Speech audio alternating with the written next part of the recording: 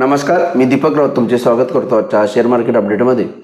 आज मार्केटनं सुरुवात फ्लॅटमध्ये केलेली, पण ओपनिंगपासून दबाव मार्केटवर वाढत गेला आणि सरतेशेवटी क्लोजिंगला एव्हा दुपारी 12-12:30 नंतरनं जास्तच सेलिंग प्रेशर आलं आणि निफ्टी जो आहे तो ऑलमोस्ट 23,000च्या खाली गेलेला. क्लोजिंगला थोडं सावरलं, पण ओव्हरऑल त्याचा काही फारसा मतलब नाही. थोडंसं सावरणं मार्केटवर जबरदस्त पॅनिक, दबाव, प्रेशर, सेलिंग प्रेशर बघायला मिळालं. त्याचं कारण होतं ट्रम्प टेरिफचे इम्पॅक्ट. ट्रम्प एक देशांवर टेरिफ लावत आहेत 25% आणि त्याचं इम्प्लिमेंटेशनही लवकरात होईल या पद्धतीचे स्टेटमेंट्स त्यांच्याकडून या दिवसांमध्ये केले जात आहेत. ते एक निगोसिएशन टूल आहे त्यांचं. इमिजिएट नाही कोणत्याही कंट्रीवरती इम्पोज करत, 15 दिवस महिन्यापुढची डेट सांगतात जेणेकरून त्या कंट्रीज निगोसिएशनला येतील.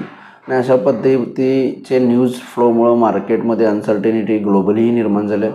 त्यासोबत आपल्याकडे FIचं सेलिंग जे मार्केटला पूर्णतः म्हणजे वाईपआउट करून टाकते, पूर्णतः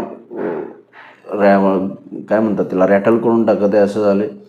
आणि याचा परिणाम इंडेक्सवर, इंडेक्स मेंटॅलिटी, इन्व्हेस्टरच्या मेंटॅलिटीवर, एव्हा बरेच फंड मॅनेजरचे इंटरव्ह्यूज बघितले त्यांच्याही मेंटॅलिटीवर दिसतो आहे. कारण ज्या पद्धतीनं इंडेक्स अंडर परफॉर्म करायला गेले 4-5 महिन्याने, ज्या लार्ज कॅप हेवीवेट्स अंडर परफॉर्म करलेत आणि FIचं सेलिंग गेले 3-4 वर्ष कंटिन्यू, जवळपास या 2 वर्षामध्ये 2023 आणि 2024मध्ये जवळपास 3 ते 4 लाख करोडचं सेलिंग झालं. आणि ह्या 2 महिन्यामध्ये सुद्धा जानेवारी-फेब्रुवारीमध्ये सेलिंगच बघायला मिळालं.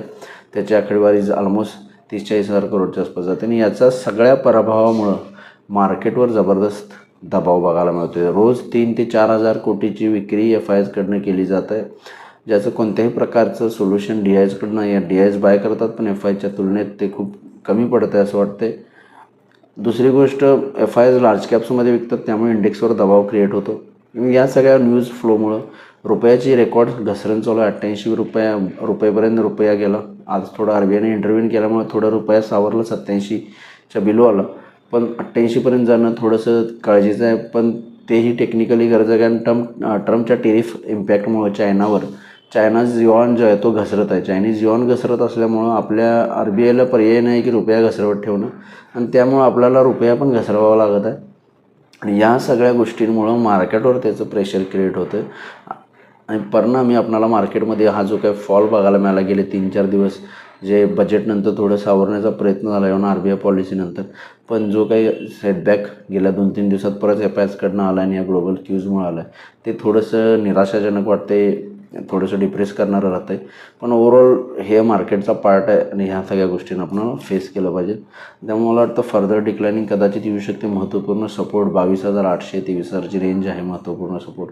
इथं मार्केट थांबलं तर ठीक, अदरवाईज मार्केट जर 22,800 जे प्रिव्हियस लोज होते त्याखाली गेलं तर फर्दर डिक्लायनिंग निश्चित येईल असं वाटतं आणि त्याची चान्सेस जास्त वाटतं ज्या पद्धतीचं आज फॉल आलं आहे त्यामुळं. पण ओव्हरऑल मार्केट मग थोडंसं कॉशियस राहण्याची आत्ता सध्या गरजेचं आहे. जोपर्यंत निफ्टी 23,850, 23,500 या लेवल्स पहिल्या क्रॉस करत नाहीत तोपर्यंत.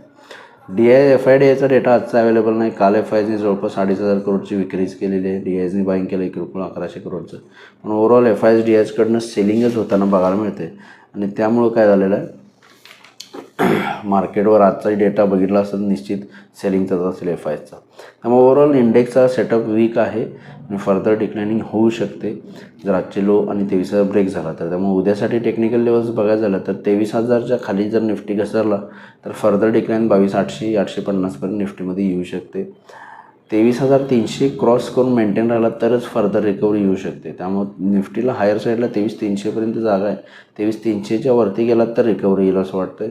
अदरवाईज 23,000 एक सपोर्ट आहे. 23,000च्या खाली आलं तर फर्दर डिक्लायनिंगमध्ये येऊ शकते. या टेक्निकल लेवल्सवर उद्या तुम्ही निफ्टीसाठी वॉच करा. बँक निफ्टीमध्ये 49,000 एक स्ट्रॉंग सपोर्ट आहे. 49,000च्या खाली गेलं तर फर्दर डिक्लायनिंग येईल. 49,700 हायर लेवलला रेजिस्टन्स आहे. 49,700च्या वर गेला तरच फर्दर रिकव्हरी बँक निफ्टीमध्ये येईल. अदरवाईज या रेंजमध्ये बँक निफ्टी ट्रेड करू शकते. त्यामुळं या रेंजनुसार तुम्ही उद्या निफ्टी बँक निफ्टीमध्ये ट्रेड करा. आज NSEमध्ये 231 शेअर्स वाढलेत, त्या बाजूला 2300 शेअर्स पडलेत. निफ्टीमध्ये सुद्धा ऑलमोस्ट पडणाऱ्या शेअर्सची संख्या जास्त आहे.